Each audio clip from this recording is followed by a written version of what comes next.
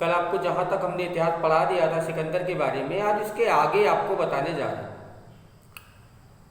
सिंध प्रांत के राजा थे राजा पौरुष, जो पुरु के नाम से भी जाने जाते हैं। सिंध जो पंजाब का क्षेत्र है, भारत का सीमावर्ती राज्य था, और पाकिस्तान में तक्षशिला एक राज्य पड़ता है, तो वहाँ का राजा था आम्भी। तो तक्षशिला का जो राजा आम्भी था वो और भारत के जो राजा थे पौरुष, वो आपस में लड़ते रहते थे। राजा पुरु और आम्भी की हमेशा लड़ाई होती रहती थी, हमेशा इनमें आपस में युद्ध होता रहता था, जिसमें पौरुष बलवान था, राजा पुरु की ही जीत होती थी, और जो तक्षशिला का सम्राट आम्भी था वो हमेशा हार जाता था। तो आम्भी को जब लगा कि हिंदू कुश की पहाड़ियों पर सिकंदर आ चुका है, सिकंदर उधर से चढ़ाई करता हुआ हिंदू कुश की पहाड़ियों तक आ चुका था काबुल जीत के, तो आम्भी जाके उससे मिलता है और कहता है कि चलिए ऐसा करते हैं कि हम अपनी सेना तुम्हें दे देते हैं और पौरुष के ऊपर चढ़ाई कर दो। सिकंदर ऐसा ही करता है, उसकी सेना लेता है, साथ में पौरुष के ऊपर चढ़ाई कर देता है। सिकंदर की सेनाएं दो भागों में बट के आ रही थी। एक निर्याकस के द्वारा जल सेनापति था, वो जल मार्ग से जीतता हुआ आ रहा था, और एक थल सेनापति था सेल्यूकस निकेटर, जिसके साथ सिकंदर आया था। ये थल क्षेत्र से आए हुए थे, और ये थल वाला जो सेना थी, वह सेना आकर के पौरुष के ऊपर चढ़ाई कर देती है। साथ में राजा आम्भी की सेना भी होती है। राजा आम्भी को भारत का प्रथम देशद्रोही कहा गया। उस समय पाकिस्तान अफगानिस्तान तक का क्षेत्र भारत के अंतर्गत आता था। ये हमारा जम्बू द्वीप में आता था, जम्बू द्वीप ही पड़ता है इसको, जम्बू द्वीप के अंतर्गत जो भारत खंड है उसमें हम भारत को कहते हैं। तो वहाँ तक हमारे अफगानिस्तान तक का क्षेत्र फैला हुआ था। जब भारत पर वो चढ़ाई कर देता है, सिकंदर पौरुष के ऊपर जब चढ़ाई कर देता है, तो इनके दोनों के बीच में युद्ध होता है, जिसमें सिकंदर की सेना हार जाती है और राजा पुरु या पौरुष की सेना जीत जाती है।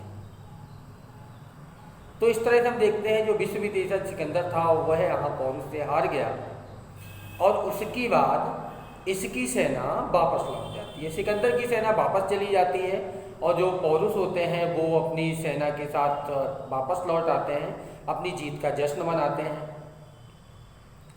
रात के समय में उसकी सेना जो वापस चली जाती है, क्या होता है कि एक और यहीं पे नया घटनाक्रम जुड़ता है, उसके बारे में थोड़ा समझ लीजिएगा। कि जो निर्याकस था जल क्षेत्र से होता हुआ आ रहा था, जल मार्ग से होता हुआ आ रहा था, उधर से जीतता हुआ आ रहा था। उसी रात में आकर निर्याकस की सेना सिकंदर की सेना से आके मिल गई, सेल्यूकस निकेटर की सेना से आकर मिल गई।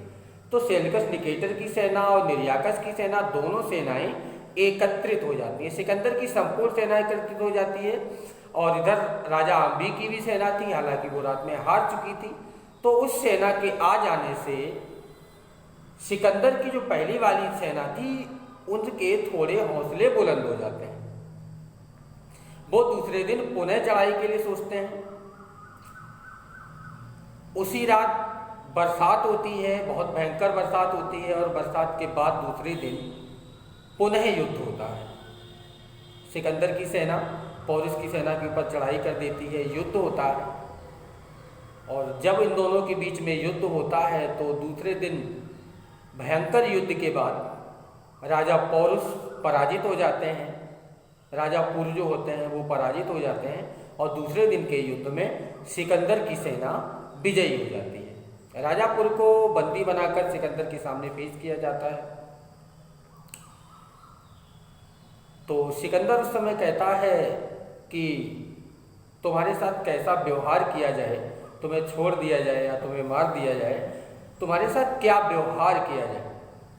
वो आप लोगों ने गाना सुना होगा, छोड़ दिया जाए या मार दिया जाए, सेम कंडीशन बन जाती है राजा पौरुष के साथ। अब एक वीर राजा होता है जिसे अपनी वीरता के ऊपर हमेशा से गर्व रहा, वह है छोड़ने के लिए कैसे गिड़गिड़ा सकता था। उसने सीधी सीधी एक बात कही कि हमारे साथ नृपोचित व्यवहार किया जाए। एक नृप दूसरे नृप के साथ जैसा व्यवहार करता है वैसा हमारे साथ व्यवहार करना चाहिए। तो सिकंदर को लगता है कि जो राजा हमारे साथ बंदी हालत में बंधा खड़ा है, जिसके शरीर में तमाम घाव लगे हुए हैं, युद्धबंदी है, और अभी भी अपने आप को एक राजा कहता है, एक सम्राट कहता है, इसका मतलब ये हुआ कि ये बहुत ही योद्धा राजा है, बहुत ही वीर राजा है। सिकंदर उसकी वीरता को देखते हुए, राजा पौरुष की वीरता को देखते हुए उनकी सारा राज्य लौटा देते हैं और ये आपस में मित्र हो जाते हैं, अपना मित्र बना लेते हैं। और राजा आम्भी जो उसका मित्र बना था,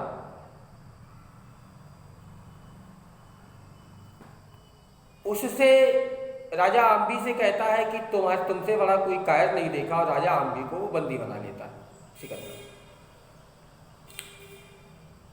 अब सिकंदर की सेना आगे बढ़ती है।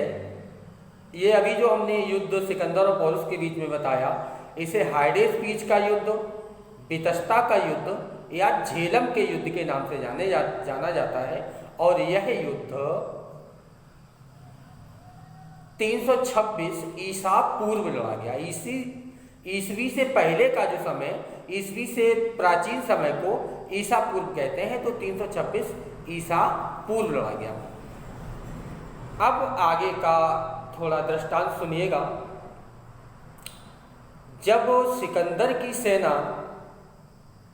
और राजा आम्भी की सेना, अब राजा पौरुष की सेना भी साथ हो चुकी थी क्योंकि पौरुष मित्र हो चुके थे, ये सभी सेनाएं एक होकर के और ब्यास नदी के तट पर आती। ब्यास नदी के उस तरफ, दूसरे तरफ मगध प्रांत था, और उस समय मगध वंश का शासक था घनानंद। नंद वंश चल रहा था। नंद वंश का शासक घनानंद का शासक था, और घनानंद बहुत ही ज़्यादा क्रूर शासक माना गया। अब क्रूर क्यों माना गया, वो अलग कंडीशन आती है कि उसे चाणक्य ने क्रूर कहा, अपने अर्थशास्त्र में क्रूर बताया। उसका कारण ये था कि उसने चाणक्य का अपमान किया था, चाणक्य को वहाँ से अपमानित करके भेजा था। तो चाणक्य ने कहा था कि हम ये साम्राज्य जब तक पतन नहीं कर देंगे। खैर, जो भी रहा, लेकिन मगध उस समय भी बहुत शक्तिशाली था। 16 महाजनपदों में सबसे शक्तिशाली मगध ही रहा है। अब जब सिकंदर को लगने लगा कि हमारी सेनाएं अब आगे नहीं जाना चाहती, तो सिकंदर ने बहुत कोशिश की। सिकंदर ने अपनी सेनाओं से कहा, अपनी सेना को, क्योंकि सेनापति था ये, तो सिकंदर ने अपनी सेना से कहा कि तुम लोग मगध पे चढ़ाई करो और मगध को हमें जीतना है, उसके बाद पूरे भारत को जीतना है। तो सिकंदर की सेनाओं ने साफ मना कर दिया। उन्होंने कहा कि देखो 2 सालें हो गई हैं हमें निकले हुए अपने घर से, अब 2 सालों से लगातार युद्ध कर रहे हैं, अब हम आगे नहीं बढ़ना चाहते। ये यूनानी इतिहासकार कहते हैं, लेकिन अलग अलग इतिहासकार अलग अलग चीज़ें कहते हैं। अब उसमें वो रियलिटी क्या थी, भारतीय इतिहासकार इसके बारे में क्या बताते हैं, ये समझिएगा। भारतीय इतिहासकार ये कहते हैं कि रात में जब सभी सेनाएं इकट्ठी थी, जिसमें आम्भी की सेना भी थी, राजा पौरुष की सेना भी थी और सिकंदर की सेना भी थी, तो जो राजा पौरुष की सेना और आम्भी की सेना थी, इसने सिकंदर की सेना को बताया कि मगध को नहीं जीता जा सकता। मगध इस भारत में सबसे शक्तिशाली राज्य है और मगध को आज तक कोई पराजित नहीं कर पाया। तो सिकंदर की सेना को लगने लगा कि जब हमने राजा पौरुष की सेना को इतनी मुश्किल से हरा पाया, पहले एक दिन तो हम हार के लौट गए, दोबारा से इसको जैसे तैसे हरा पाया, अब यही कह रहे हैं कि मगध बहुत शक्तिशाली है, मगध को नहीं जीता जा सकता। तो उन्हें लगने लगा कि नहीं, अब हम इसके आगे नहीं जीत सकते हैं, मगध से नहीं जीत सकते हैं, मगध में हार अवश्य होगी। तो उससे डर के सेना ने बिल्कुल मना कर दिया। हालांकि सिकंदर ने, वहाँ पे इतिहासकार लिखते हैं, सिकंदर ने अपनी सेना से कहा कि अगर तुम कोई भी नहीं जाओगे तो मैं अकेले इस ब्यास नदी को तैरते हुए पार कर जाऊंगा, अकेले ही जाके से घनानंद को पराजित कर दूंगा और मगध को जीत लूंगा। अगर कोई मेरा साथ नहीं देना चाहता है तो मैं अकेले ही जाके जीत के चला आऊंगा। लेकिन फिर भी सेनापति के कहने पे भी सेना के ऊपर कोई प्रभाव नहीं पड़ा। तो उसको लगने लगा, सिकंदर को लगने लगा कि अब ये सेना आगे नहीं बढ़ेगी। तो सिकंदर ने वहाँ से लौटने का प्लान बना लिया। सिकंदर ने ऑर्डर कर दिया कि अब हम यहाँ से वापस चलते हैं। अब थोड़ा सा और समझिएगा कि सिकंदर को क्यों कहा जाता है कि सिकंदर भारत से पराजित होकर लौटा? एक तो हमने आपको अभी ये रीजन बताया कि पौरुष के द्वारा पहले दिन सिकंदर की हार। दूसरा रीजन ब्यास नदी के उधर मगध के कारण सेना में डर पैदा होना और सेना का मगध के ऊपर चढ़ाई ना करना। तीसरा कारण और समझिएगा कि सिकंदर जब लौट रहा था तो उस समय एक बहुत ही बड़े महात्मा हुए थे, महाराज दंडी, जो हिमालय की पहाड़ियों पर तपस्या करते थे।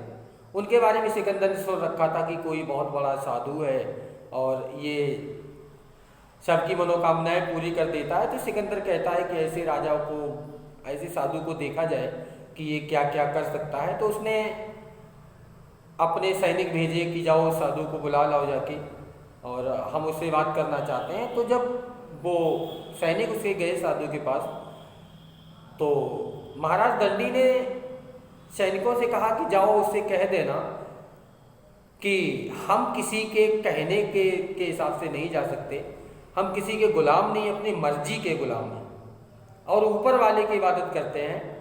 तो उन्होंने कहा कि नहीं, वो विश्व विजेता सिकंदर है, उन्होंने आपको कहलवाया, उन्होंने बुलाया है।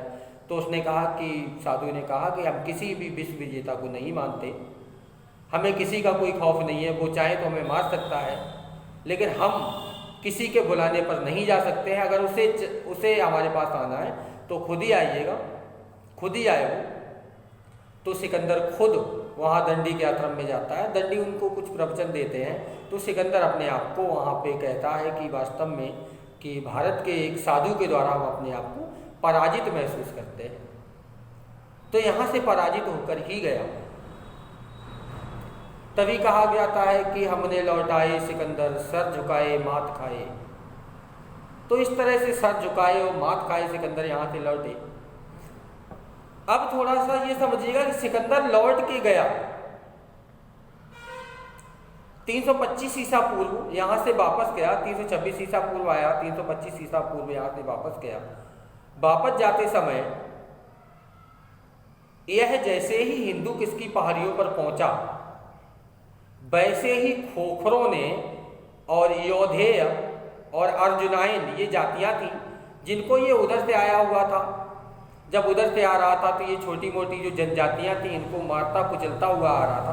तो जब इधर से जा रहा था विजित प्रांतों से लौटता हुआ, तो सिकंदर को लगा कि हम तो जीते हुए हैं, पूरा भारत हमने जीत लिया है, और वापस जा रहा था। तो उधर से जब ये हिंदू कुश की पहाड़ियों पर पहुंचा तो जो खोखरे जनजाति थी उन्होंने देखा सिकंदर अपनी छोटी सी टुकड़ी के साथ आ रहा है, क्योंकि बाकी सेना सब जीते हुए प्रांतों से आराम से लौट रही थी, कोई कहीं जा रहे हैं, कोई कहीं जा रहे हैं। तो छोटी सी टुकड़ी के साथ सिकंदर भी वापस जा रहा था। खोखरों को पता चल गया, तो खोखरे रात में इकट्ठे हुए और जहां सिकंदर और सिकंदर के साथी थे उनके ऊपर आकर खोखरों ने चढ़ाई कर दी और खोखरों ने सिकंदर और सिकंदर के साथियों को बहुत मारा। काफ़ी सैनिक उसके मारे गए, सिकंदर को भी बहुत चोटें आई और सिकंदर को उसी समय बुखार आ गया। इतना चोट आई उसको कि बुखार आ गया, और इसी बुखार में जब वो वापस लौटा तो वापस लौटते समय जब वो बेबीलोन पहुंचा तो बेबीलोन में सिकंदर की मृत्यु हुई। तो इस तरह से सिकंदर की मृत्यु हो जाती है। अब सिकंदर को और थोड़ा समझिएगा कि सिकंदर जब यहाँ से वापस लौटा तो अपना एक सेनापति था जो सेल्यूकस निकेटर, उसे यही छोड़ के गया, उसे अपने विजित प्रांतों पे छोड़ के गया सेल्यूकस निकेटर को। बाद में उसी सेल्यूकस निकेटर की चंद्रगुप्त मौर्य के साथ लड़ाई होती है। चंद्रगुप्त मौर्य का और सेल्यूकस निकेटर का युद्ध होता है। अब अलग अलग है, कुछ इतिहासकार कहते हैं युद्ध होता है, कुछ इतिहासकार कहते हैं युद्ध नहीं होता। ये बताते हैं कि सेल्यूकस निकेटर ने अपनी तरफ से संधि प्रस्ताव दिया और उस संधि प्रस्ताव के कारण अपनी पुत्री हेलेन की शादी चंद्रगुप्त मौर्य से कर दी। हालांकि जो भी रहा हो वो आपको पूरा मौर्य वंश बताएंगे, क्योंकि घनानंद के बाद मौर्य वंश की स्थापना होती है चंद्रगुप्त मौर्य के द्वारा, जिसमें चाणक्य का बहुत बड़ा योगदान रहा है। तो ये पूरा मौर्य वंश का हम नेक्स्ट वीडियो बनाएंगे। तो आज के लिए इतना ही।